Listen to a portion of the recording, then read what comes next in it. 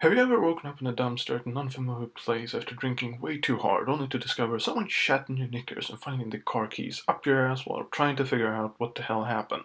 Hearing a little voice in your head going, "You have a drinking problem." Nah, me neither. Mercedes has, though. Oh yeah.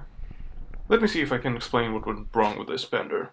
This is the EQS, and it does not look like a Mercedes. Something is lacking. Like this line over the front fender, which makes the front wheel track look wider than in the rear, and uses that as a perspective trick to create the illusion of an object in motion, having it stretch out toward the back. A novel idea, but the feature flows poorly. The line forms an X over the wheel and does not meet up with anything. Same with this line that crashes into the feature and creates this awkward shape that makes no sense whatsoever. It seemingly strives to meet the A-pillar, but that line continues into the hood, losing that opportunity. My heart weeps for you, little line. Better luck next time. And this black top section looks like it spilled over the grille when the car hit the brakes too hard. This front intake or lower grille situation seems to use a different design language altogether from the rest of the vehicle. For example, you can see it's defined by these almost straight lines with a slight curvature to them, and any changes direction is done softly, like so, and here, and there. Then these distinctive lines lie on some black trim for accent, in itself an adequate design. But the rest of the car mostly has these wavy lines with abrupt changes in direction.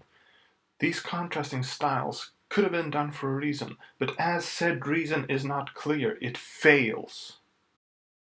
And the rear light above. What happened? Ah, there we go.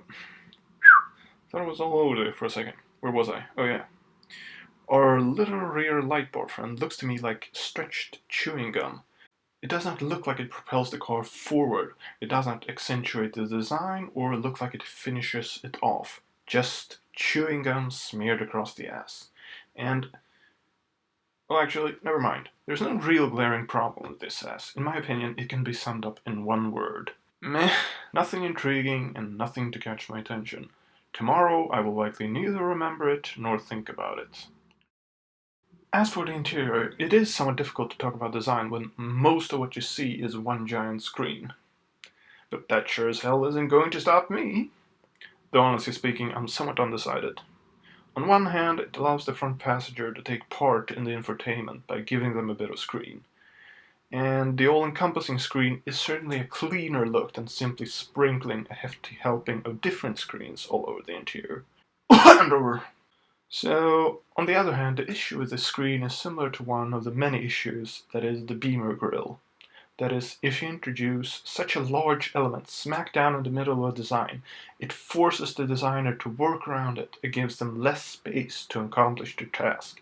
However, unlike the grille, the screen fits fairly well into the general design language, though not perfectly.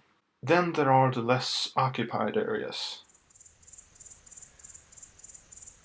Usually there are some on the dash to rest your eyes and to contrast places you want to be able to find quickly while driving and looking away from the road.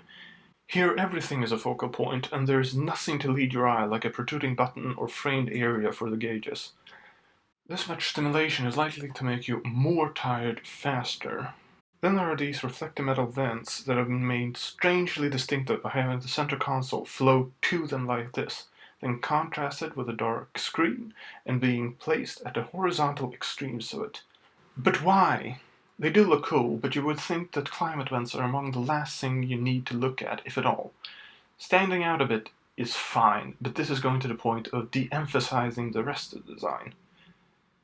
Well, perhaps I have been nitpicking a bit, so I will stop after saying that this piece of wood-looking trim on the center console, which I believe is there to put some well-needed warmth in this design and to bring some organic material or look into it.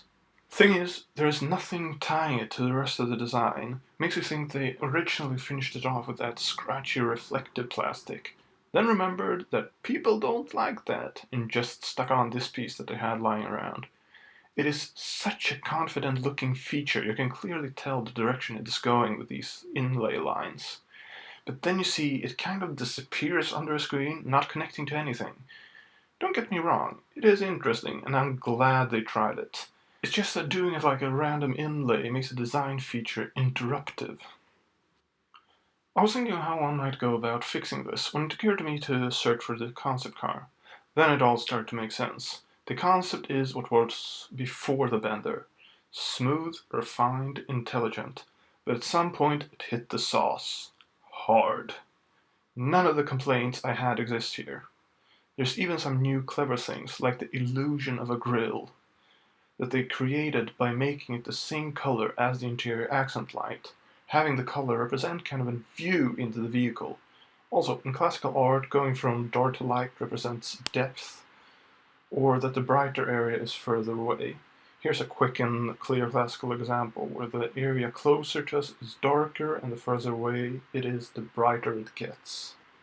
And the top line of the illusory grille was more defined with this light, framing the grille illusion better. The line on the fender was supposed to meet itself and be more subtle.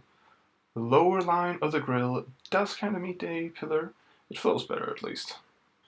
So in conclusion, the EQS that made it to production lacks the flow and refinement expected of a Mercedes at this price point. Well, whatever. Now, if you excuse me, I have an appointment with a dumpster.